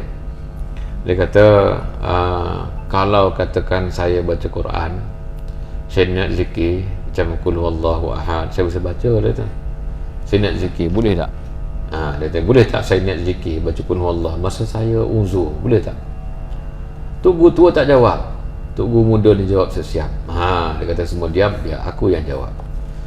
Dia kata boleh, dengan niat zikir. Mana bacalah Qul huwallahu tu nanti tidur, niat zikir aja. Baca Quran apa pun niat zikir aja. Dia kata terima kasih Tok Guru. Jadi Tok Guru yang tua ni kata apa? Dia kata kalau boleh semua tangkap jari ibu anjing, niatkan ibu kambing, sembelih ular. Dia kata nampak Tok Gurunya bijak. Dia kata kalaulah boleh Quran tadi tu niat dia zikir, maka boleh baca. Kalau macam tu tangkap je ibu anjing, kita niat ramai-ramai itu ibu kambing, nanti kita sembelih makan daging dia. Boleh dia kata. Tok Guru punya buah tu memang hebat, orang cerdik. Baik. Kemudian namun begitu pandangan yang muktamad dan diguna pakai dalam pengajian akidah adalah sebanyak 20 sifat sebagaimana yang disebutkan di dalam kitab Aqidatun Najin. Hal ini adalah kerana mereka memasukkan sifat ma'nawiyah sebagai sifat yang wajib dipelajari dan diketahui. Definisi sifat menurut Imam Ad-Dusuki, sifat tu apa dia? Dia cerita pasal sifat pula. Itu bilangan tadi khilaf, tapi berapun bilangan dia, jumhur, maknanya ulama usul sepakat mengatakan itu semuanya ada pada Allah. Cuma yang khilafnya berapa yang mesti dipelajari, itu sahaja.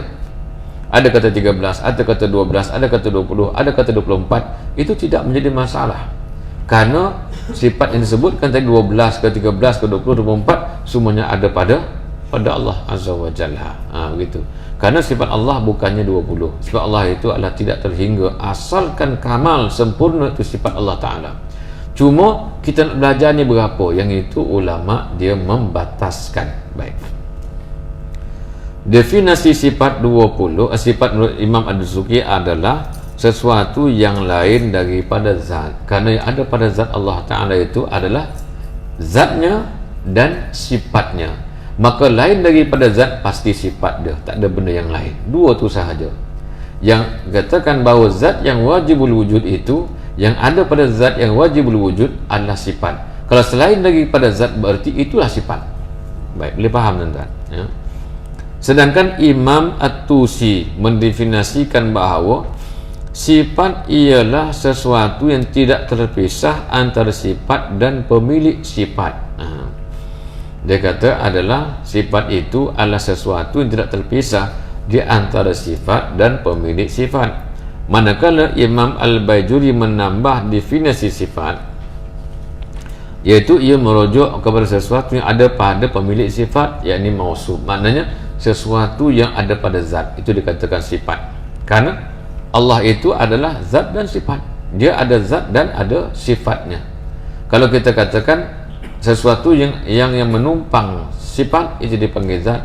Sesuatu yang ada selain daripada zat, itulah sifat. Jadi ulama nak mentafsir, mentarifkan itu, cukup mereka mengatakan iaitu sesuatu yang ada pada zat atau sesuatu yang lain daripada zat. Karena dua sahaja, zat dan juga sifat. Baik. Ini ta'rifan-ta'rifan yang pelbagai lah, ya. Tapi saya ingat dulu kalau tunggu saya sebut pendek aja, dia kata sifat itu adalah sesuatu yang ada pada zat. Itu dia kata ta'rifan dia. Baik. Hal ini bermaksud sifat adalah sesuatu yang semestinya lain daripada zat itu sendiri. Dalam arti kata yang lain, sifat tidak berdiri sendiri. Sifat tidak boleh berdiri sendiri. Bahkan ia memerlukan zat untuk mengesahkan kewujudannya. Dia perlu kepada zat. Contoh, sifat masin yang tidak dikatakan ada melainkan setelah dinisbahkan kepada zat garam. Begitu juga halnya manis yang dinisbahkan kepada zat gula. Jadi manis tidak boleh berdiri sendiri, dia mesti menumpang pada gula. Baik, tapi gula boleh ada, tidak ada manis dia boleh juga. Begitu garam juga, benda-benda yang lain. Tetapi sifatnya tidak boleh berdiri sendiri. Merah dia ada pada warna, diri warna tersebut. Jadi warna itu dikatakan zat, dan merahnya itu adalah sifat. Dan sifat tidak boleh berdiri sendiri, dia mesti ada pada warna tersebut, atau cecair, atau dinding, atau apa sahaja. Baik, demikian masin. Masin tidak boleh berdiri sendiri, ya. Nak cari masin tak jumpa, cari garam jumpa, masinnya belum tentu ada lagi, ya. Tetapi masin itu sendiri tidak boleh ada, dia mesti ada pada sesuatu yang lain. Baik, itu dia panggil sifat. Contoh inilah tadi. Baik, menurut Imam Al-Baijuri, zat Allah itu didefinisikan sebagai kullu ma yasihu ittisafuhu bil wujud wala qa'iman bi ghairihi, ala tara anna al-bayadha masalan qa'imun bi ghairihi ma'a kaunihi muttasifan bil wujud. Baik, kata Imam Al-Baijuri, kitab Al-Baijuri ini, ya, wallahu alam adakah masih hidup atau tidak Tok Guru yang mengajar saya dulu, Haji Omar nama dia, Haji Omar. Haji Omar ni dia mengajar kitab Arab je. Walaupun yang mengaji dengan dia tu orang tak tahu fa'alu, tak tahu bahasa Arab. Tetapi dia memang tak boleh baca kitab Jawi. Kan tak boleh, dia tak mahir kitab Jawi. Dia cuma mahir kitab Arab. Di rumah dia mengajar kitab Tafsir Al-Imam Al-Qurtubi. Dia mengajar Al-Fiqh Al-Madhahib Al-Arba'ah. Dia mengajar kitab Tauhid Al-Baijuri. Dah habis ulang lagi baju dia, habis ulang lagi kitab yang sama. Dan juga ada satu kitab saya tak ingat dah. Dengan kitab yang saya ingat tu kitab Qurtubi, kitab 4 mazhab tu, kemudian satu lagi kitab Tahrir. Kitab Tahrir dia mengajar. Dah lama sangat dah, ya. Ni kitab Baijuri. Bukan. Nah, dia Umar dia duduk di Gombak, orang Kedah asal, ya. Baik, zat Allah itu didefinisikan sebagai kullu ma yasihu ittisafil wujud, setiap barang yang sah oleh bersifatnya ma yasihu itu bil wujudi, dengan wujud, walau qa'iman bi ghairihi, dan jikalau berdiri dengan lainnya sekalipun. Ala tara, tidakkah engkau melihat annal bayadha, bahawa putih itu masalan contohnya qa'imun bi ghairihi, iaitu ada pada zat yang lain, ma'akaunihi, serta keadaannya muttasifan, itu bersifat bil wujud, dengan wujud, iaitu bayat putih tadi dia ada, dapat dilihat. Kerana takrifan wujud ini sendiri akan dibahaskan dalam masalah sifat ma'ani, kerana dia sifat yang wujudiyah. Setiap sifat yang wujudiyah itu dia sah dilihat dan sah didengar. Baik, setelah kita mengetahui, ini saya pun nak perincikan tuan-tuan, ya. Memang takkan yang kalau tak terperinci pun tak habis, tak banyak ni. Maknanya kalau kita nak perincikan satu-satu tu, dia sangat detail benar dia, ya, dan akan makan masa yang sangat lama. Jadi kalau kita detailkan, kemungkinan kita baca hari ni mungkin dalam 5-6 helai je. Jadi kita baca banyak-banyak ni, tuan-tuan nanti, ya, baca sendiri dan rujuk kepada kitab yang lebih besar. Baik. Dia kata setelah kita mengetahui jumlah sifat-sifat yang wajib dipelajari diketahui bagi Allah, maka kita juga wajib mengetahui pembahagian sifat-sifat tersebut. Sifat-sifat tersebut dibagi kepada beberapa bahagian. Baik, Imam Ad-Dusuqi menyatakan, ya, jadi kesimpulan tadi adalah, ya, zat itu adalah sesuatu yang ada sifat padanya. Sifat itu adalah sesuatu yang menumpang pada zat, atau sesuatu yang lain daripada zat, itulah sifat. Baik, kesimpulannya itu sahaja. Kemudian Imam Dusuki mengatakan sifat 20 terbahagi kepada 4. Baik. Dia kata wa anal 20 sifatan. Dan sesungguhnya al-20 sifatan, sifat 20 atau 20 nisbah sifat al-mazkurata yang telah dinyatakan itu ala arba'ati aqsamin, di atas 4 pecahan. Dia kata sifat 20 ni dia pecah 4. 4 perkara ini, inilah kehidupan manusia, takkan lebih daripada 4 ini. Pertama, qismun adamiyun, iaitu bahagian atau bagai yang tidak wujud sama sekali. Itu pasti. Ittifaqan, secara ittifaq, ai mafhumuhu adamu syai'in wa huwa sifatus salub. Baik. Ai artinya, mafhumuhu yang dipahamnya, adamu syai'in ketiadaan sesuatu, wa huwa dan ianya, yakni mafhumu adamu syai' itu adalah sifatus salub, itu sifat salbiyah. Makna sifat salbiyah ni apa dah? Tidak ada. Baik. Tidak ada semata-mata. Kalau sifat salub atau salbiyah, maknanya apa dah? Maknanya adalah insilab. Insilab. Tapi kita tak mengaji insilab, ya. Melainkan para asatizah dia kena tahulah antara salbi dengan insilab. Salbi makna apa dia? Salub dengan insilab. Salub pada salub tu makna penafian. Insilab maknanya tu ternafi.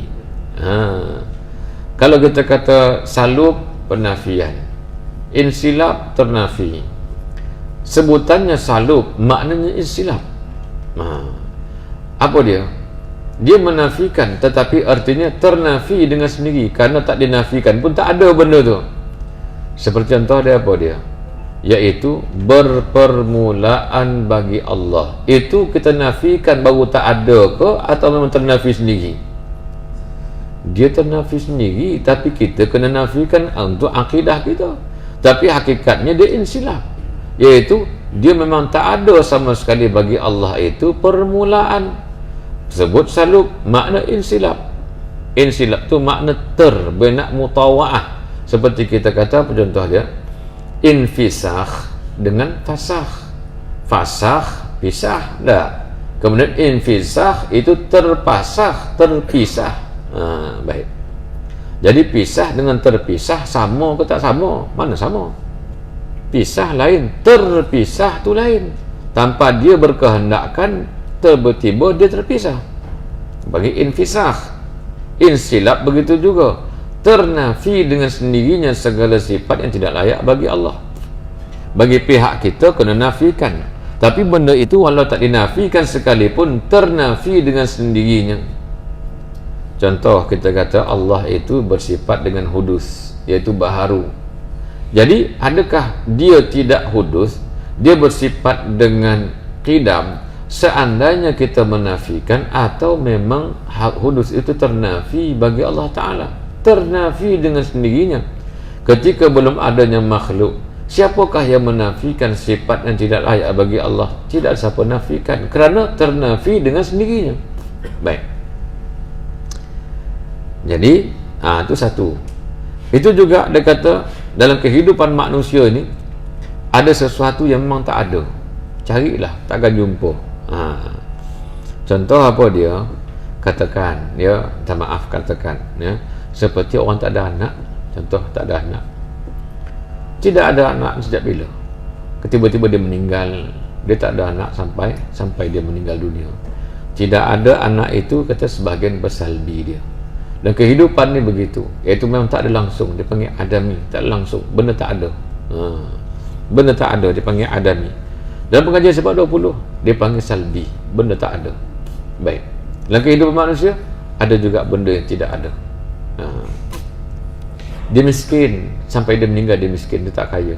Kekayaan itu adalah adami, itu benda tak ada dalam kehidupannya. Tapi kekayaan itu benda yang kita kata amat luas tafsiran dia, kan. Apa Nabi ajar kita? Nabi ajar kita, kalau kita susah, tengoklah orang lebih susah. Jangan tengok lebih kaya.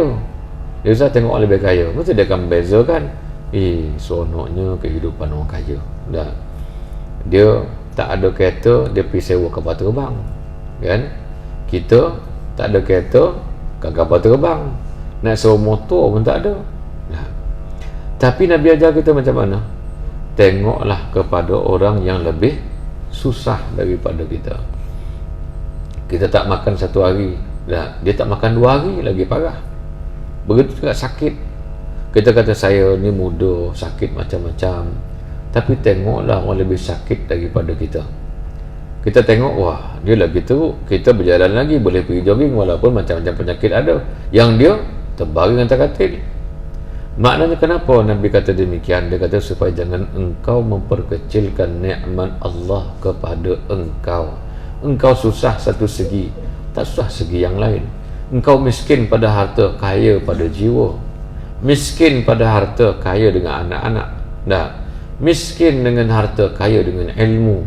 Allah makna fleksibel benda kaya ni. Maka jangan pandang satu segi. Baik. Dan kalau kamu tidak ada sesuatu, itulah sebahagian daripada adami nama dia. Jadi kehidupan manusia takkan lepas daripada benda yang sifatnya tidak ada. Nah, baik. Yang kedua, wa qismun mawjudun fi kharijil a'yani ittifaqan.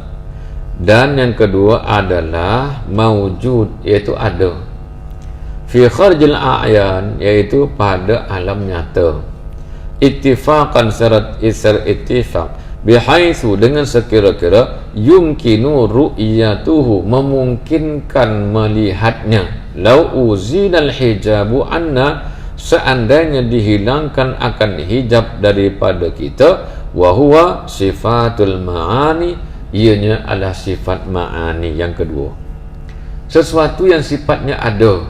Contoh yang ada tu apa dia? Seperti warna yang ada pada meja ini. Ini warna apa tuan-tuan? Warna hijau, kan? Nah, sebab sebenarnya saya rebut warna. Sebelum saya sebut salah, tuan sebut dulu.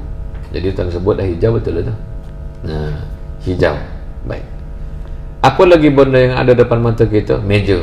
Ada kan? Meja. Ada ke meja ni? Ada. Mana? Ni papan. Meja tu mana? Kalau orang tanya kita lah, contoh, meja tu yang mana satu meja? Kata ni papan.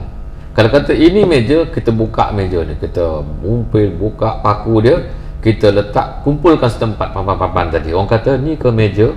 Ni masih ada lagi dia punya material dia. Kita kata itu bukan meja, itu longgokkan papan. Kita potong sikit, jangan buang pun, kita naikkan sikit dia punya tempat sandar, naikkan kaki dia 4 batang, tanya balik, ini meja ke? Benda sama tadi, ubah bentuk je. Dia kata itu bangku. Sebenarnya meja tu yang mana satu? Yang meja tu yang mana satu? Jadi warna itu dikatakan benda yang mawujud, tetapi meja itu benda yang bukannya wujud, tetapi dikatakan sebagai amrun i'tibari. Itu akan datang bahagian yang ketiga mungkin. Jadi benda yang wujud, yang dapat dilihat dengan mata ni, dapat kita lihat warna dia ni, ini dipanggil ma'ani. Dalam sifat Allah Ta'ala ada dinamakan sebagai sifat ma'ani yang sah dilihat dan sah didengar kalau dibukakan hijab oleh Allah Ta'ala. Dan kehidupan kita begitu juga, ada benda yang ada semua depan mata seperti ini. Nah, wa qismun yang ketiga, lahu thubutun fi nafsih, dia sabit sungguh pada dirinya, walam yartaqi, tapi tidak menaik, li martabatil wujud, sehingga ke martabat wujud, fi kharijil a'yan, pada dunia nyata, fala yumkinu ru'yatuhu, tidak mungkin dilihat dia, wa huwa al-ma'nawiyah, itu sifat ma'nawiyah. Baik, dia kata yang ketiga sifat ma'nawiyah. Contoh dia mana? Hijau dapat dilihat, tetapi keadaan hijau tidak dapat dilihat, difahami daripada warna dan juga kain ini, maka penisbahan hijau kepada kain dipanggil ma'nawiyah, dan hijau itu ma'aninya. Apple kan, dia berwarna merah. Yang kita lihat merah hanya keadaan berwarna merah itu dipaham, bukan dilihat. Jadi dikatakan adalah sifat ma'nawiyah. Bagi Allah iaitu sifat ma'nawiyah, bukannya sifat ma'ani yang dapat dilihat, tetapi dia bersifat hal, iaitu dipahami daripada adanya kudrah, dan keadaan bersifat kudrah itulah dikatakan ma'nawiyahnya. Baik, seperti merah dan juga apple tadi, keadaan apple yang berwarna merah itu dipanggil ma'nawiyah. Keadaan kain yang berwarna hijau ini dipanggil ma'nawiyah, sedangkan hijaunya adalah ma'ani. Baik, karena ma'nawiyah itu terkait dengan itu hal dan keadaannya. Wa qismun ukhtilifa fihi wa huwa nafsiyah, dan satu bahagian yang dikhilafkan padanya yaitu sifat nafsiyah. Adakah dia hal, adakah dia amrun i'tibari, atau bagaimana? Itu dipanggil nafsiyah. Macam tadi meja ni, ada ke tak ada? Atau dikatakan ma'ani, dipanggil sifat amrun i'tibari tadi, iaitu wujud pada i'tibar akal. Kerana bentuk yang begini dipanggil sebagai meja. Saya ingat masa mengaji dulu, Tok Guru kata, dia kata, cuba tunjukkan saya pintu. Katalah, pintu takkan tak tahu. Tak, pintu belakang ni je. Dia kata, yalah, mana deh pintu tu mana? Tu bahasa Sembilan kata gitulah. Mana pintu? Dia kata, tu lubang kat dinding, dia kata, bukannya pintu. Cuba tunjuk mana pintu. Tak tertunjuk pula mana pintu. Tunjuk, itu papan, tunjuk ni. Akhirnya rupanya bentuk yang sebegini dipanggil pintu. Dah. Ada juga yang tempat keluar, tetapi tak di bawahnya ditembokkan sedikit, dipanggil tingkap. Kalau pintu boleh keluar terus, kalau tingkap kena loncat baru boleh keluar, atau panjat baru boleh keluar, namanya tingkap. Kerana bentuk yang lain saja nama dia bertukar. Hakikatnya dia wujud atau tak wujud, dia wujud dalam pemikiran manusia semata-mata, kerana bentuk yang sebegitu dipanggil sebagai pintu dan tingkap. Demikian juga dia kata meja tadi, kerana bentuk yang sebegini dipanggil dia meja, diubah bentuknya namanya juga bertukar, maka wujudnya dipanggil amrun i'tibari. Jadi dibahaskan oleh ulama, ada i'tibari, intizai, ikhtirai, itu perbahasan yang lebih mendasar. Baik, yang terakhir,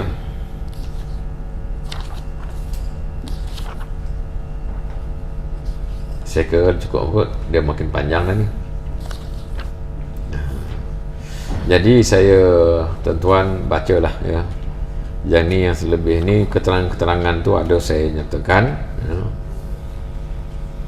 Contoh-contoh juga saya sebutkan bagaimana kita memahami tentang 4 perkara yang dibahagikan oleh Al-Imam Ad-Dusuqi, dan juga perbahasan sifat wujud. Wujud itu apa dia ya, wujud, maujud dan sebagainya. Itu tuan-tuan boleh tengoklah ya dalam ni, kerana kalau saya nak bahaskan dia agak panjang. Jadi mudah-mudahan saya rasa tak ada masalah untuk para asatizah membaca dan memahami.